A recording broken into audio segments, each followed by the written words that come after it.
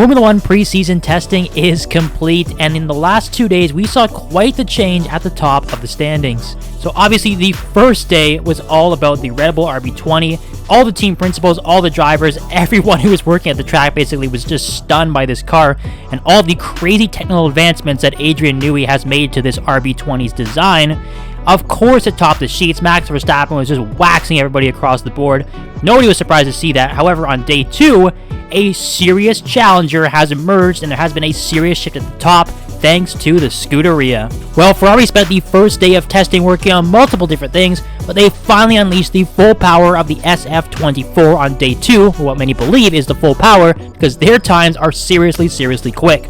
In the first session, it was all about Charles Leclerc, even though that session was halted with, guess what happened? A loose drain cover. Yes, the loose drain covers are still haunting Ferrari since the Las Vegas Grand Prix. They just can't seem to escape them. However, the session ending early did mean that Charles Leclerc stayed atop of the timesheets, and it looked pretty good for Ferrari. Then the second session comes around, and it's Carlos Sainz jumping into the car, and he was absolutely lights out. He ended up finishing roughly 7/10 ahead of Red Bull's Sergio Perez, and both Ferrari drivers were very quick to praise the car and say that they are in a much better place than they were 12 months ago, when last year's Ferrari was extremely unpredictable. So obviously we already know that Ferrari didn't have the best of seasons last year, and things started off pretty bad very early for them in preseason testing. Leclerc even said himself that they didn't even really know going into a corner if it was going to have heavy understeer or heavy oversteer. It was just an extremely difficult car to predict. But now flash forward to 2024 Bahrain preseason testing.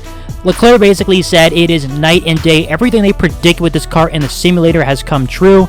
He's saying it is a breeze to drive, it is extremely quick, and things are feeling very good. Now, should Red Bull feel a little bit concerned by the pace of the Ferrari? It's way too early to tell, honestly. We can only really decide that when we happen to jump into the race next week at Bahrain. But things are looking very good for Ferrari, or at least they're looking much better than they were 12 months ago. So it seems like all of the changes that Ferrari has made to the SF24 have really helped on the aerodynamic side of things.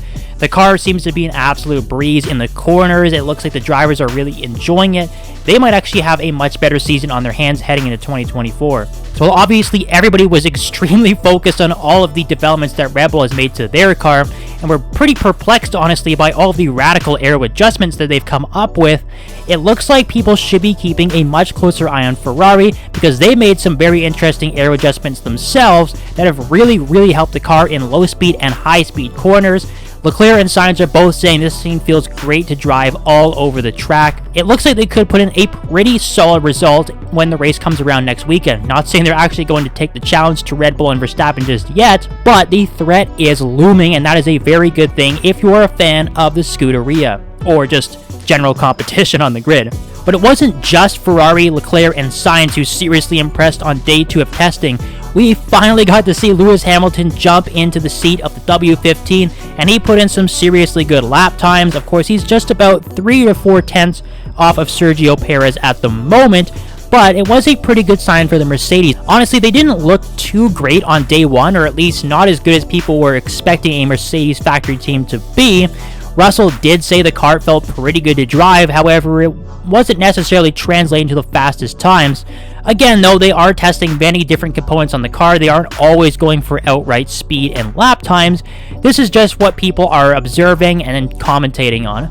But it seems like Lewis Hamilton has squashed a bit of those rumors of a slow Mercedes. His lap times were looking pretty good, and it looks like he is getting accustomed to the car pretty quickly. That's a good thing for his final year at Mercedes. Lando Norris and Daniel Ricciardo are still doing their thing for McLaren and VCarb respectively. They both look like they are driving some cars that could really give the fight to some of the bigger teams. The other one to point out is Lance Stroll for Aston Martin. He had some major improvements later on in the session.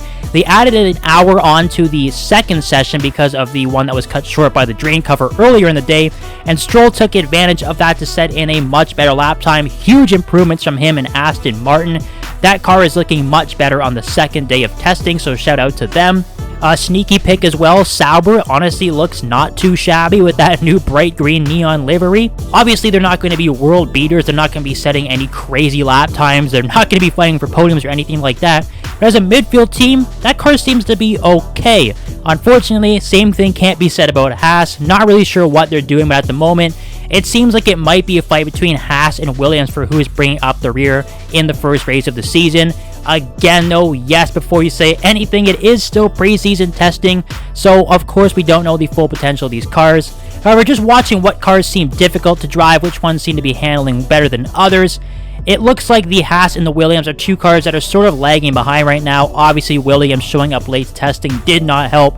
And Haas, they are really just trying to rebuild themselves and bounce back from another bad year last season. Hopefully they could turn things around. Meg and Hulkenberg can get a better car. We'd like to see them competing further up the grid. But yeah, at the end of the day, day 2 was all about Ferrari.